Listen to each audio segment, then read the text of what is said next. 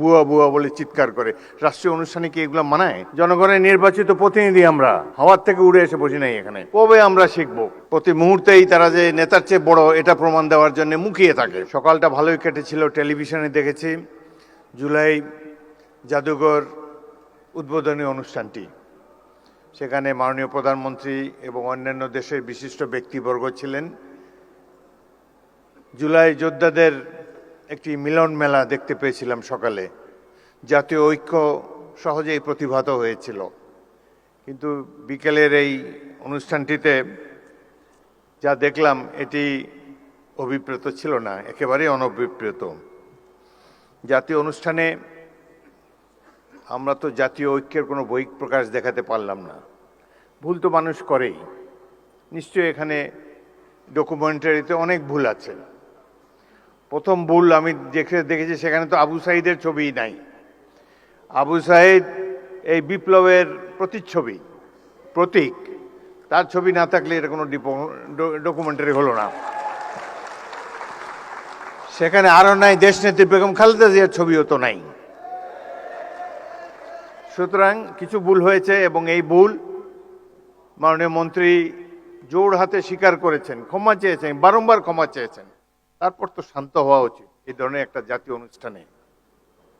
এটাকে পুষে সংসদের মতো একটা ওয়াকআউট, এটি বাঞ্ছনীয় নয়। আমি লক্ষ্য করেছি মাননীয় সংসদ সদস্য আক্তার, তিনি তার অনুসারীদেরকে প্রশমিত করার চেষ্টা করেছেন, কিন্তু বাংলাদেশের নেতাকে তো মানে না সহজে অনুসারীরা। প্রতি মুহূর্তেই তারা যে নেতার চেয়ে বড় এটা প্রমাণ দেওয়ার জন্য মুখিয়ে থাকে।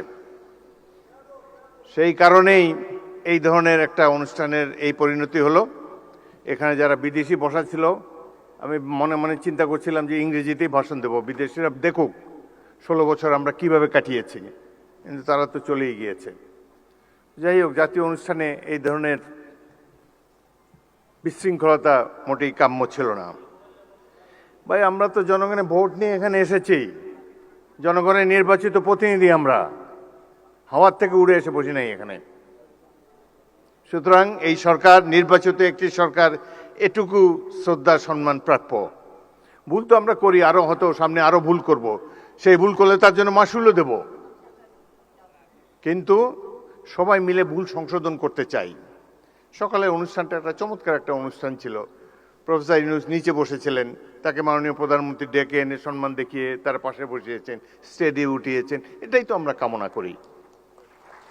সবাইকে আমরা সম্মান করতে চাই, কাউকে অপমান করার চেষ্টা চাই না। এখানে বক্তব্য দেওয়ার সময় কেউ বুয়া বুয়া বলে চিৎকার করে। রাষ্ট্রীয় অনুষ্ঠানে কি এগুলো মানায়? কবে আমরা শিখব? যাই হোক, অত্যন্ত দুঃখজনক।